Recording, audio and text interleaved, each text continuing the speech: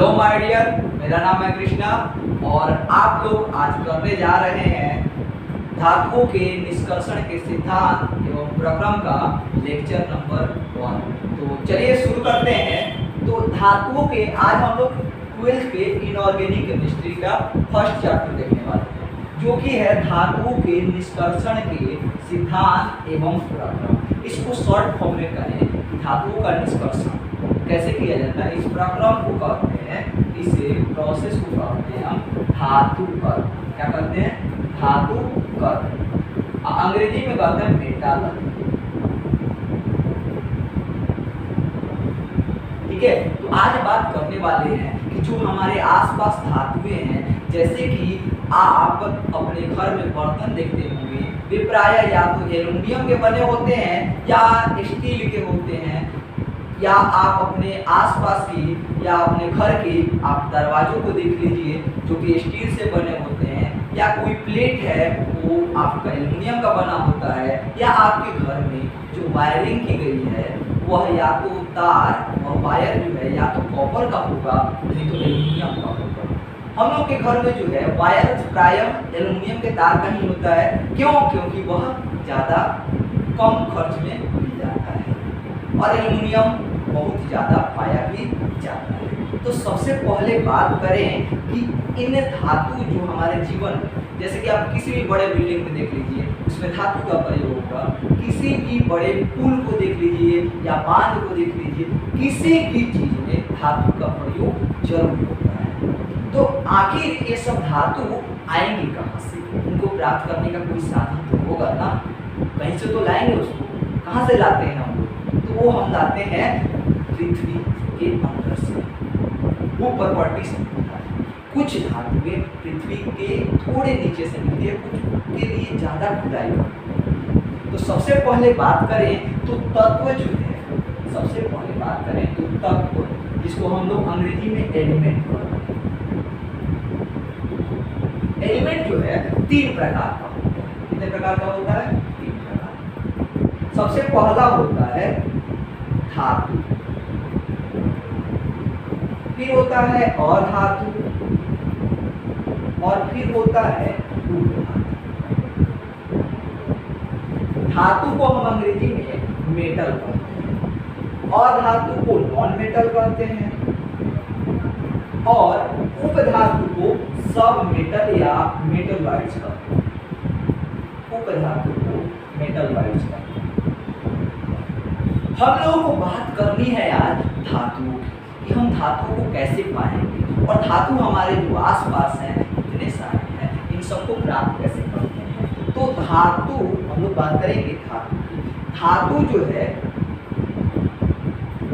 धातुओं को हम 3 कैटेगरी में बांट सकते हैं। ठीक है, धातु जो है, धातुओं को हम 2 कैटेगरी में बांट सकते हैं। इसके उत्पत्ति क्या है? एक जो मुक्त अवस्था में पाया जाता है,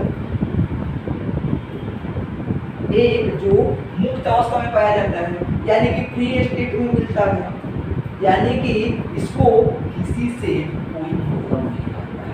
मुक्त अवस्था में पाए जाने वाले जो धातु होंगे किसी से कोई मतलब नहीं होता है। हम लोग के आसपास कई सारे ऐसे लोग होते हैं जो कि अकेले रहना पसंद करते हैं, उनको किसी से कोई मतलब नहीं रहता है, वो मिलने जुलने में थोड़ा सा बच्चे होते हैं, उनको अपने साथ रहना बहुत अच्छा लगता है। तो जो कि कम क्रियाशील, मुक्त अवस्था में जो पाए जाएंगे वो क्या होंगे? कम क्रियाशील होंगे, अपने आसपास होने वाले घटनाओं में बहुत ही कम सक्रिय रहेंगे। उसी प्रकार धातु में भी कई सारे धातु हैं जो कि कम क्रियाशील है, किसी भी धातु से कोई मतलब नहीं रखते हैं, यानी कि यह कार्बन मोनोऑक्साइड से, कार्बन डाइऑक्साइड से या ऑक्साइड से अभिक्रिया नहीं करेगी।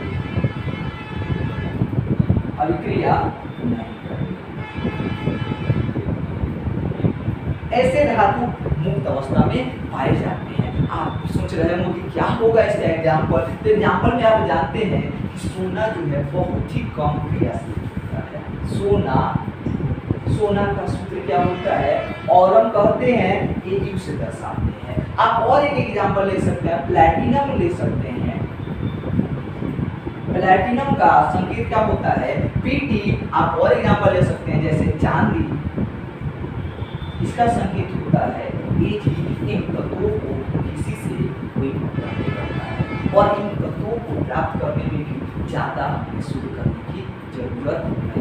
देखिए, कोई भी धातु पाया जाएगा, कोई भी धातु पाया जाएगा तो उसमें कुछ न कुछ अशुद्धि मिली होती है। जैसे कि मान लीजिए कि आप अपने घर से निकल रहे हैं और सड़क पर जो है 5 रुपए का सिक्का पड़ा हुआ है या फिर 2 रुपए का सिक्का पड़ा हुआ है। अगर वह सिक्का बहुत ज्यादा दिन से वहीं पर पड़ा हुआ है, मिट्टी लगा हुआ है, आप देखेंगे तो उस सिक्के में बहुत सारे मिट्टी लगे हुए हैं, उसको कहते हैं अपयश। तो बहुत सारे अशुद्धियां मिली होती है। हम क्या करेंगे? उस मिट्टी को साफ कर देंगे, फिर क्या करेंगे कि घर पर ले जाएंगे और उसको पानी से धोएंगे, तब वह पूरा साफ होगा। लेकिन फिर भी वह सिक्का पूरी तरह से साफ नहीं होगा। उसी प्रकार जब भी हम धातु प्राप्त करते हैं तो वह शुद्ध रूप में हमें नहीं मिलता है। कुछ धातु में ज्यादा रिएक्टिव होती है, ज्यादा क्रियाशील होती है और वह क्या कर लेती है? वह किसी न किसी तत्व से अभिक्रिया कर लेती है। वह कार्बन मोनोऑक्साइड या कार्बन डाइऑक्साइड या ऑक्साइड या नाइट्रोजन से अभिक्रिया करती है। और दूसरा किस अवस्था में पाया जाता है? संयुक्त अवस्था में। संयुक्त अवस्था में पाया जाता है, जिसको हम कहते हैं कंबाइंड स्टेट। अब बताइए, आपके आसपास जो लोग समूहों में रहना पसंद करते हैं या जो किसी के साथ रहना पसंद करते हैं, बहुत ज्यादा क्रियाशील होते हैं कि नहीं होते? होते हैं ना। कोई भी अगर ग्रुप है तो उसमें आप ज्यादा कुछ कर पाएंगे। आप समझ रहे हैं आप लोग? तो जो संयुक्त अवस्था में तत्व होंगे वो क्या होंगे? अधिक क्रियाशील होंगे। किसी भी तत्व से अगर अभिक्रिया करना होगा वो ज्यादा करेंगे। क्या होंगे? अधिक क्रियाशील। और जो अधिक क्रियाशील होगा वो क्या करेगा? वह ऑक्सीजन से, वह नाइट्रोजन से, वह कार्बन डाइऑक्साइड से ज्यादा अभिक्रिया कर लेते हैं। वह सल्फेट से, वह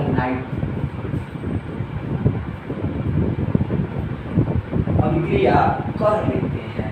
और इसके एग्जाम्पल में क्या है? जो ज्यादा क्रियाशील होगा, आप क्रियाशीलता श्रेणी तो पढ़े होंगे। क्रियाशीलता श्रेणी में जो भी तत्व है सबके सब आ जाएंगे। जैसे लिथियम आ जाएगा, पोटेशियम आ जाएगा, मैग्नीशियम आ जाएगा, सोडियम आ जाएगा, जिंक आ जाएगा।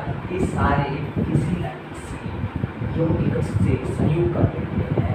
और क्या आ जाएगा? और आ जाएगा कॉपर आ जाएगा, सारे कंबाइंड स्टेट में पाए जाते हैं। तो इन धातुओं को हम कंबाइंड स्टेट में पाया जाता है।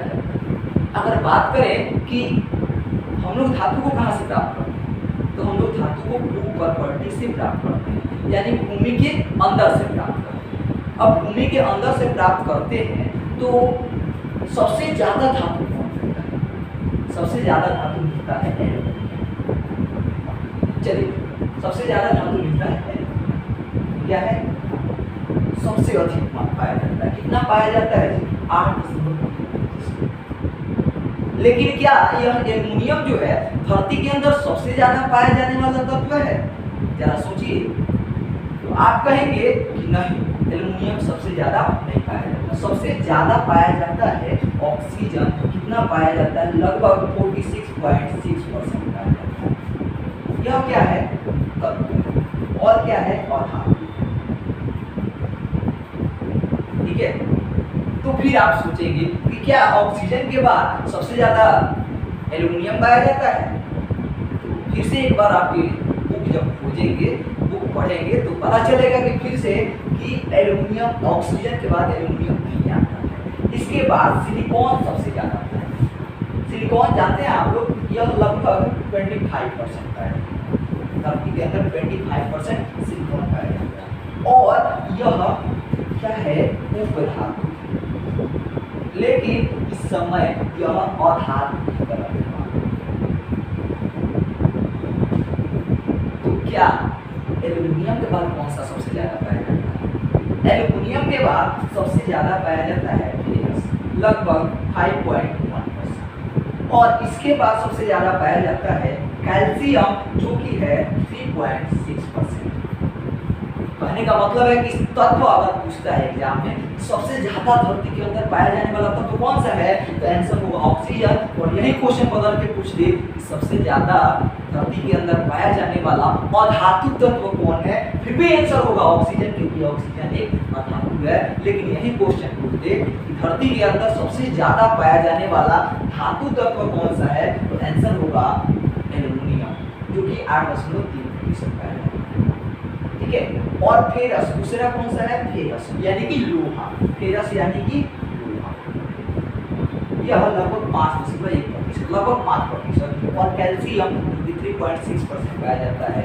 इसको भी आप लोग ध्यान में जरूर रखिएगा, क्योंकि एग्जाम में क्वेश्चन पूछ लेता है, कुछ तत्व कुछ धातु मुक्त अवस्था में, कुछ धातु मुक्त अवस्था में। आज हम लोगों को इसी के प्राप्त करने की विधि के बारे में पढ़ना है कि धातु हम लोग कैसे प्राप्त करेंगे। ठीक है, तो चलिए धातु कर्म पढ़ने से पहले हम लोग इससे संबंधित कुछ पदों को देख लेते हैं। अब चलिए धातु के निष्कर्षण मतलब क्या होगा, निष्कर्षण, इसको अंग्रेजी में कहते हैं एक्सट्रैक्शन। इसका मतलब क्या होता है, इसका मतलब होता है ऑब्टेन, यानी कि प्राप्त करना, प्राप्त करना। और किस रूप में, शुद्ध रूप में। कैसे प्राप्त करना, शुद्ध, यानी निष्कर्षण मतलब हो गया कि शुद्ध रूप में प्राप्त करना, धातु को शुद्ध रूप में प्राप्त करना। और सिद्धांत मतलब उसका क्या क्या सिद्धांत दिया गया है, जैसे हम लोग इस चैप्टर में पढ़ेंगे कि धातु जब हम प्राप्त करते हैं तो उसमें एनर्जी कैसे इधर उधर होता है, नहीं कैसे अभिक्रिया कोई हो जाती है। धातु के जब मेटलाइट्स है, धातुओं में से जब अशुद्धि हम हटाते हैं और उसको कैसे शुद्ध करते हैं, उसमें कौन कौन से सिद्धांत लगते हैं, इन सब की चर्चा करेंगे। और साथ साथ इसी प्रोसेस के बारे में भी करेंगे। तो आपको पता होगा कि धातु कर्म, सबसे पहले जो धरती के अंदर धातु पाए जाते हैं वह शुद्ध रूप में नहीं पाए जाते हैं। अब देखिए, सबसे पहले धातु के अंदर जो भी जो भी पाए जाएंगे अशुद्ध रूप में, उसको हम कहते हैं, उसको हम कहते हैं खनिज। ठीक है, धरती के अंदर मान लीजिए फेरस है, अब फेरस लोहा है, तो लोहा जो है जब हम खुदाई करेंगे, माइनिंग करेंगे और खुदाई के प्राप्त बाद हम लोग देखेंगे तो देखेंगे कुछ पत्थर टाइप का, इस टाइप का कुछ होगा जिसके अंदर हमको दिख गया, मान लीजिए फेरस, क्या दिख गया, फेरस, या मान लीजिए अंदर फेरस है। अब जरूरी नहीं है कि यह शुद्ध रूप में पाया जाए। ठीक है, तो इसको जिसमें भी फेरस पाया जाएगा या जिसमें भी धातु पाया जाएंगे, अब इसके चारों तरफ दूसरा कुछ हो सकता है, अशुद्धि हो सकता है।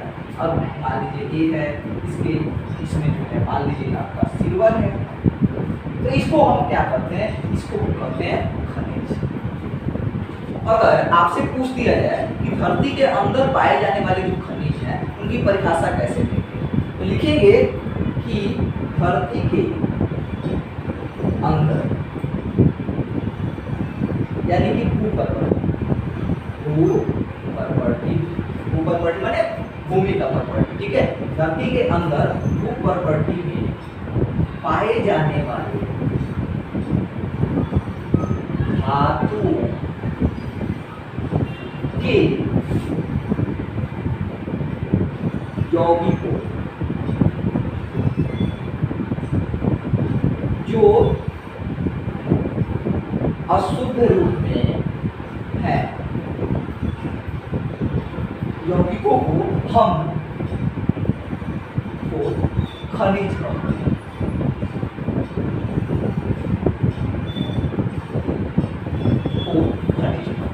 जैसे हम फेरस की बात कर ले, यानी कि लोहा की बात कर ले, जैसे लोहा, ठीक है, लोहा को हम फेरस एक ई से सूचित करते हैं, क्या करते हैं, फेरस। तो लोहा का देखिएगा, तो लोहा का खनिज है हेमेटाइट है, इसके बाद फेरस पाइराइट है, फेरस पाइराइट है, इसके बाद अगर आप बात करें तो कॉपर फेरस पाइराइट है।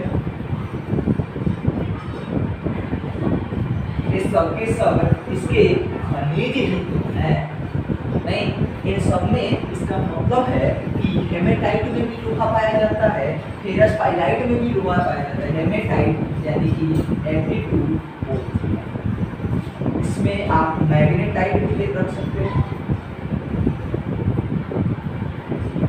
मैग्नेटाइट यानी कि Fe3O4। आप फेरस पाइराइट रख सकते हैं जिसको Fe2 कहते हैं। आप कॉपर फेरस पाइराइट रख सकते हैं जिसको CuFeS2 कहते हैं। अच्छा, इसमें भी कभी कभी क्वेश्चन घुमा के पूछता है कि लोहा के किस खनिज में दो धातु है। देखिए यहाँ पे कॉपर भी है, फेरस भी है, दोनों के क्या है धातु है। तो सही आंसर होता है कॉपर फेरस पाइराइट। ठीक है, तो ये देख रहे हैं आप लोग कि एक धातु है और इसमें बहुत सारे खनिज हैं, लेकिन क्या इन सारे खनिजों से हम लोहा प्राप्त करते हैं? क्या इन सारे खनिजों से हम लोहा प्राप्त कर सकते हैं? तो किन खनिजों से लोहा प्राप्त कर सकते हैं हम लोग? जिन खनिजों से लोहा प्राप्त कर सकते हैं उसको हम कहते हैं अयस्क। खनिज को अंग्रेजी में मिनरल्स कहते हैं और अयस्क को ओर्स कहते हैं। अब अयस्क क्या होते हैं? अयस्क वह होते हैं वैसे खनिज जिनसे हम बहुत ही आसानी से और कम खर्च, यानी कि आसानी से भी कम खर्च में और अधिक मात्रा धातु प्राप्त कर सकते हैं, इसको हम अयस्क कहते हैं। हो गया वैसे खनिज जिनसे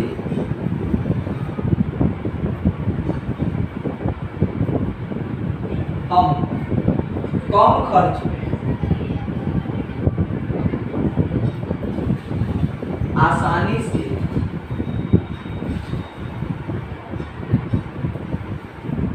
एवं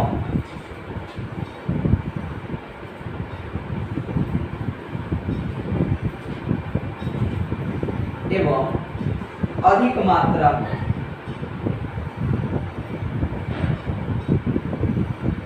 धातु प्राप्त होते हैं, उन्हें हम अयस्क कहते हैं।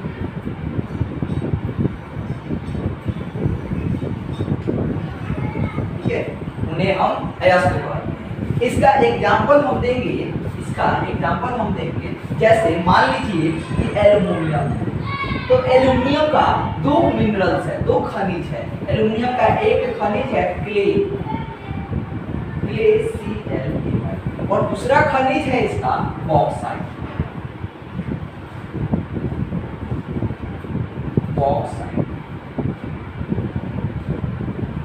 ठीक है, अब देखिए बॉक्साइट में भी एल्युमिनियम पाया जाता है, क्ले में भी एल्युमिनियम पाया जाता है, लेकिन बॉक्साइट से हम लोग कम खर्च में एल्युमिनियम प्राप्त कर सकते हैं। यह क्या होगा? कम खर्च में मिलता है, लेकिन क्ले से कम खर्च में एल्युमिनियम इसमें अधिक खर्च आता है। जब अधिक खर्च आता है तो हमारी तो अयस्क की परिभाषा है कि हम कम खर्च में आसानी से और अधिक मात्रा में प्राप्त करें। तो क्ले अयस्क होगा क्या? नहीं। क्यों नहीं होगा? क्योंकि इसमें अधिक खर्च आ रहा है। अधिक खर्च आएगा, अधिक टाइम लगेगा, लेकिन बॉक्साइट वही है, कम खर्च में और अधिक बॉक्साइट मिल जाता है, तो इसको हम एल्युमिनियम कहते हैं। अब बॉक्साइट का सूत्र देखिएगा, बॉक्साइट का फॉर्मूला होता है, यहाँ पे लिख देते हैं। बॉक्साइट का फॉर्मूला होता है Al2O3 × 2H2। ये फॉर्मूला होता है बॉक्साइट का, और इसी में से अगर हम जल हटा दें तो यह हो जाएगा कोरेंटम,